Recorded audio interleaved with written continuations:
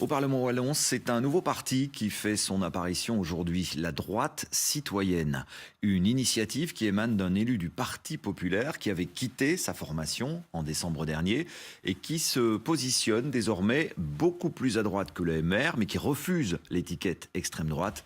Un nouvel exemple de ces mouvements qui apparaissent un peu partout et qui semblent vouloir surfer sur la vague anti-système. Mathieu Coll avec Antonio Solimondo, Steve Damant et Thomas Decuper. Voici André-Pierre Puget. Élu en 2014 sur les listes du Parti populaire, il y a un an, il décide de quitter ce parti, ne se reconnaissant pas dans sa ligne dure anti-immigration. Pendant un an, il siège en tant qu'indépendant, puis choisit de rallier récemment le parti La Droite, qui pour l'occasion devient la droite citoyenne. La droite citoyenne sera toujours une droite démocratique, mais nous serons de droite, pas de centre-droite, nous serons de droite. Ça veut dire que vous n'incitez pas à la haine vis-à-vis des étrangers, par exemple ? Jamais, jamais de la vie. Et d'ailleurs, c'est un mot d'ordre dans le parti La Droite qui devient la droite citoyenne.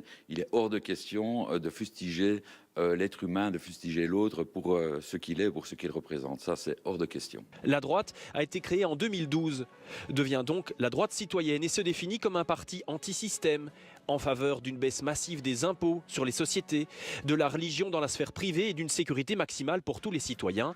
Mais la priorité du nouvel arrivé, c'est l'emploi. Nous voulons vraiment actionner et diminuer le chômage. C'est très important par la création d'entreprises, par la création d'emplois. Nous misons vraiment sur le développement des PME. À gauche de l'extrême droite, mais à la droite du MR. La droite citoyenne entend bien convaincre aussi les électeurs du mouvement réformateur, le MR qui considère le petit parti comme conservateur et populiste. On n'a pas peur, mais on affirme nos convictions avec valeur. Et effectivement, il faut reconnaître qu'il y a ce qu'on appelle un conservatisme qui est là. Nous ne croyons pas que le monde demain doit être fait de ce conservatisme, mais ce n'est pas le populisme qui sauvera tout cela. La droite de la droite représente un réel réservoir de voix. Lorsque l'on observe la progression depuis les dernières élections dans le grand baromètre RTL Ipsos le soir, elle représente au moins 10% des votes revendiqués et probablement une partie de la catégorie autre, plus difficile à estimer.